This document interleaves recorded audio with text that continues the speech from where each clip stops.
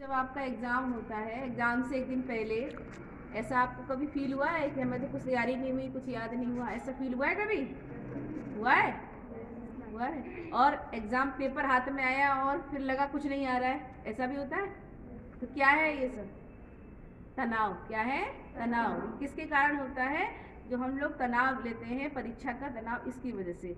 तो इसको हम लोग कैसे दूर कर सकते हैं, इस पर आज हम चर्चा करेंगे। ठीक है?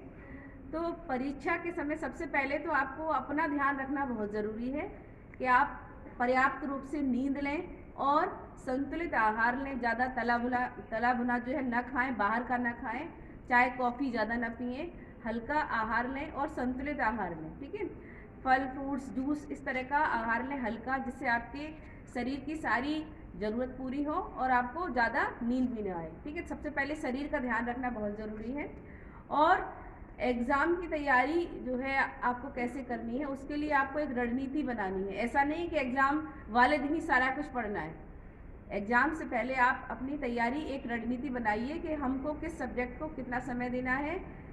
पहले से आप अगर अपनी प्रिपरेशन रखेंगे तो आपको एग्ज़ाम में तनाव नहीं होगा। अगर आपको पहले से आपके चैप्टर पढ़े हुए होंगे तो सिर्फ आपको एग्ज़ाम वाले दिन रिवाइज करना होगा, याद नहीं करना होगा, है ना? अगर आप उसी दिन समझेंगे भी और याद करेंगे तो फिर तनाव होना तय है।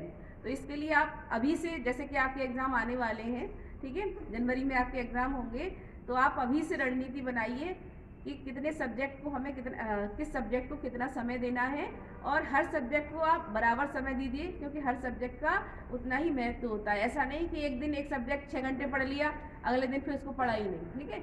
तो इस तरीके से आप अपना टाइम टेबल बनाइए कि हर सब्जेक्ट को हर दिन समय दीजिए और चीज़ों को याद करते चलिए। ये नहीं कि पढ़ लिया, पढ़ने से नहीं काम चलेगा। आपने पढ़ लिया, उसको याद भी करिए, लिख कर देखिए, जिससे आपको पता चले कि मुझे कितना याद हुआ है।